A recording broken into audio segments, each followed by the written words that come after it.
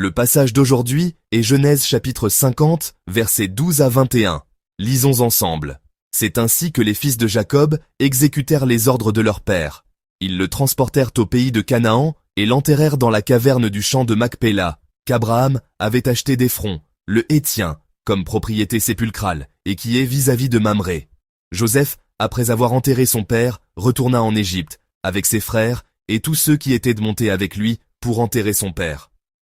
Quand les frères de Joseph virent que leur père était mort, ils dirent « Si Joseph nous prenait en haine et nous rendait tout le mal que nous lui avons fait. » Et ils firent dire à Joseph « Ton père a donné cet ordre avant de mourir. Vous parlerez ainsi à Joseph. Oh, pardonne le crime de tes frères et leurs péchés, car ils t'ont fait du mal. Pardonne maintenant le péché des serviteurs du Dieu de ton père. » Joseph pleura en entendant ces paroles. Ses frères vinrent eux-mêmes se prosterner devant lui, et ils dirent « Nous sommes tes serviteurs. » Joseph leur dit « Soyez sans crainte, car suis-je à la place de Dieu? Vous aviez médité de me faire du mal. Dieu l'a changé en bien, pour accomplir ce qui arrive aujourd'hui, pour sauver la vie à un peuple nombreux. Soyez donc sans crainte. Je vous entretiendrai, vous et vos enfants. » Et il les consola, en parlant à leur cœur. Amen. À partir de mardi, nous méditerons sur l'épître aux Galates, qui, avec l'épître aux Romains, constitue l'essence des écrits de Paul. Je vous bénis au nom du Seigneur, afin que vous puissiez approfondir votre spiritualité en participant à la prière de l'aube, une sainte habitude de notre Église. Il y a un film sorti en 1993 intitulé « My Life ». Le protagoniste de ce film est un expert en relations publiques, un publicitaire à succès qui est sur le point de devenir père. En effet, sa femme est enceinte. Ce matin, à l'aube, notre pasteur Park Eun-chong est parti à l'hôpital pour l'accouchement de sa femme, et nous n'avons pas encore de nouvelles. Je me demande ce qu'il doit ressentir. Cela m'a fait réfléchir à ce que j'ai ressenti lors de la naissance de mon premier enfant. Mon enfant m'a un jour confié « Quand je suis né, mon père était pasteur. Mais l'enfant du pasteur Park Eun-chong et de la pasteur Park Ah-eun, en naissant, découvrira que son père est pasteur, sa mère est pasteur, et même ses deux grands-pères sont pasteurs. » Je vous invite à prier pour un accouchement en bonne santé. Dans ce film, le protagoniste reçoit soudainement un diagnostic de cancer en phase terminale. Le médecin l'informe qu'il lui reste peu de temps à vivre et qu'il ne verra probablement jamais le visage de son enfant. En entendant cela, l'homme est sous le choc. Il lutte pendant un certain temps, submergé par la peur, la colère et le déni de la mort. Mais peu à peu, il commence à changer sa façon de penser. Le changement de mentalité de cet homme a commencé lorsqu'il s'est mis à enregistrer des vidéos. Pour son fils, qui risquait de perdre son père avant même de naître, cet homme a commencé à filmer des messages vidéo.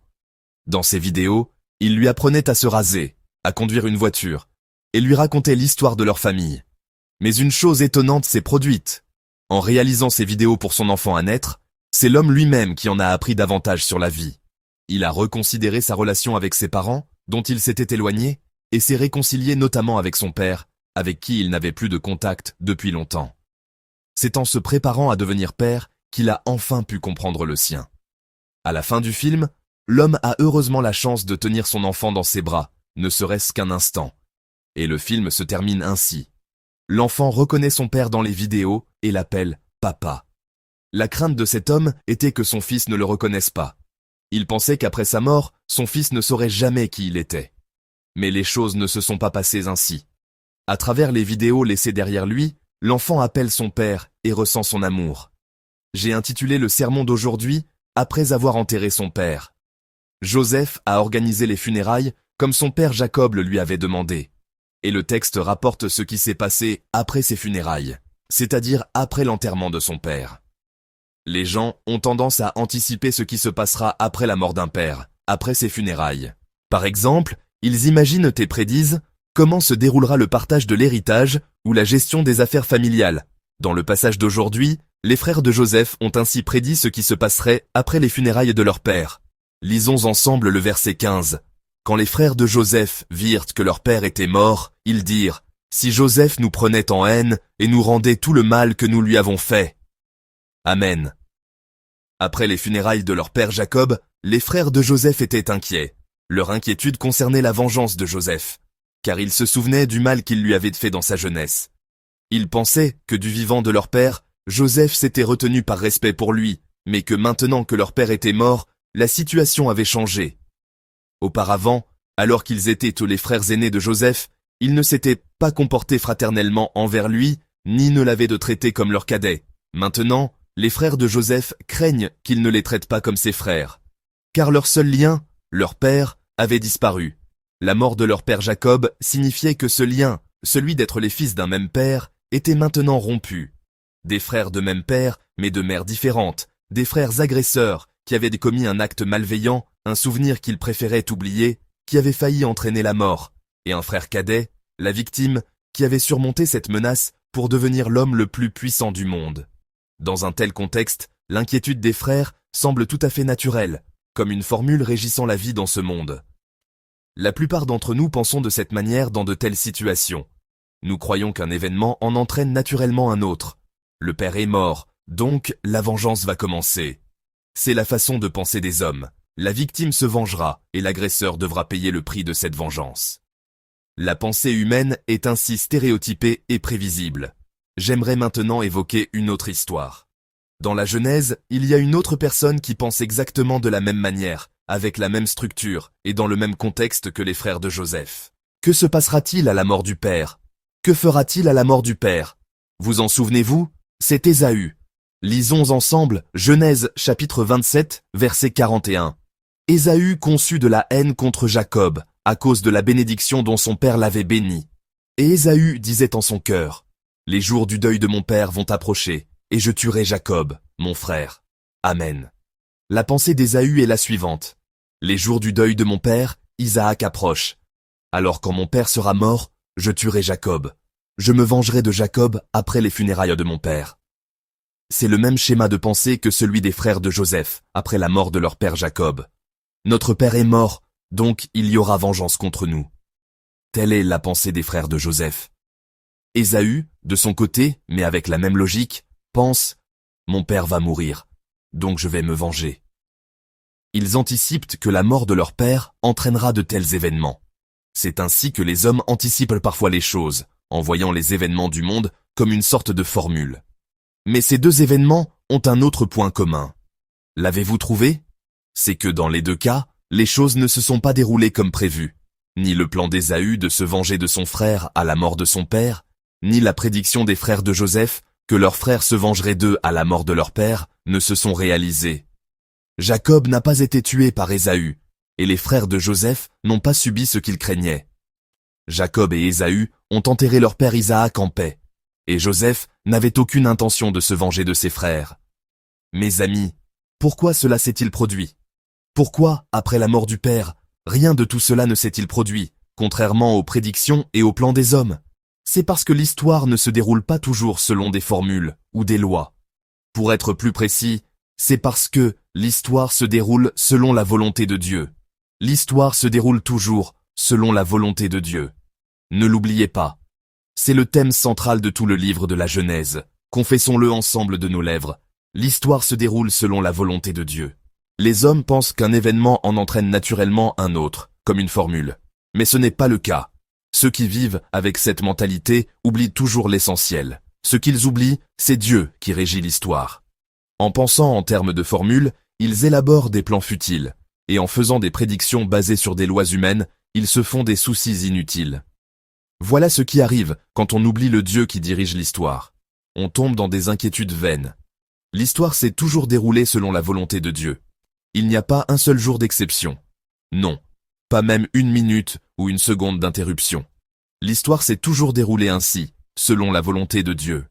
Ce n'est pas parce que le père est mort que l'on peut exécuter un plan de vengeance à sa guise. Ce n'est pas parce que le père est mort que l'on subira une vengeance sanglante comme on le craint. C'est parce que Dieu est là. C'est parce que Dieu dirige l'histoire. Il en va de même dans nos vies. Nous sommes trop habitués à penser en termes de formules et à tirer des conclusions conformes à ces formules. Quand l'économie va mal, nous pensons, comme une formule, que tous les lieux de travail et toutes les entreprises auront des difficultés. Mais ce n'est pas nécessairement le cas. Souvent, une crise grave peut devenir une opportunité. C'est ce qui s'est passé avec les 7 années de famine du temps de Joseph. Les 7 années de famine n'ont en rien accablé Joseph. Au contraire, elles sont devenues une occasion providentielle de sauver des nations. C'est parce que Dieu a transformé cette crise en opportunité. Quand on tombe malade et qu'il n'y a pas de remède, nous pensons que nous allons mourir. Mais même dans ce cas, les choses ne se déroulent pas comme une formule. Si Dieu intervient, il arrive même que l'absence de remède nous rende plus forts. On ne meurt pas parce qu'il n'y a pas de remède, ou parce qu'on est malade, mais parce que Dieu a dit « c'est la fin ». Une personne qui a une mission ne meurt jamais sans raison. Notre Dieu nous rappellera à lui lorsque cette mission sera accomplie.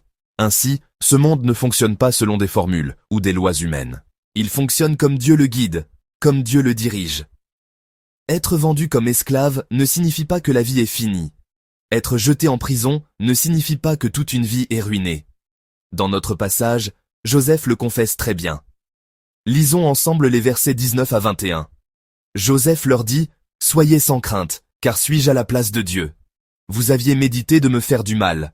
Dieu l'a changé en bien, pour accomplir ce qui arrive aujourd'hui, pour sauver la vie à un peuple nombreux. Soyez donc sans crainte. Je vous entretiendrai, vous et vos enfants. » Et il les consola, en parlant à leur cœur. Amen. À ses frères qui craignent sa vengeance après la mort de leur père, Joseph parle de Dieu. Joseph annonce Dieu. Suis-je à la place de Dieu?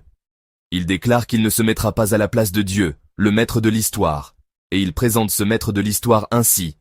Vos actions, qui visaient à me faire du mal, Dieu les a changées en bien. C'est par cela qu'est advenue l'œuvre du salut de nombreuses vies, confesse Joseph.